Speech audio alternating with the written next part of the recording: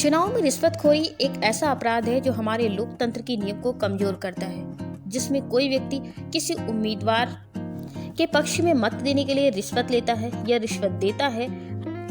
हाल के वर्षों में चुनावों में रिश्वतखोरी के मामले तेजी से बढ़े हैं। राजनीतिक दलों और उम्मीदवारों द्वारा धन व बल का प्रयोग करके मतदाताओं को लालच देना और धमकाना जैसे अपराध बहुत आम बात हो गई है।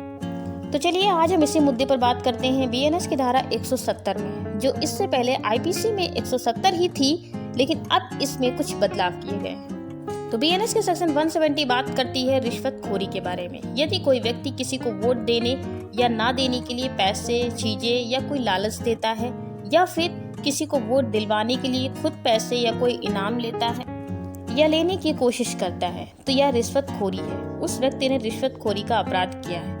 ध्यान रखें, अगर कोई नेता या पार्टी बस यह कहे कि हम काम करेंगे, अगर हम जीत गए, तो यह रिश्वत में नहीं माना जाएगा, बल्कि जनता के लिए नीति या वादा माना जाएगा।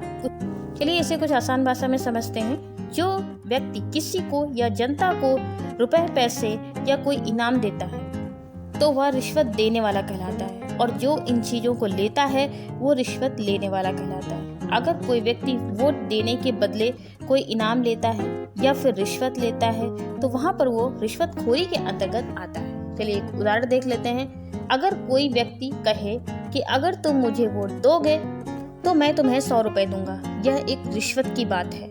यदि वह व्यक्ति 100 रुपए का नोट देता है तो यह रिश्वत मानी जाएगी। यह कानून यह सुनिश्चित करता है कि चुनाव निष्पक्ष हों और बिना किसी दबाव के हों, और कोई भी रिश्वतखोरी या कोई असंवैधानिक तरीका चुनाव में ना अपनाया जाए। तो प्लीज बताइएगा आपको ये सेक्शन कैसे लगी। Thank you.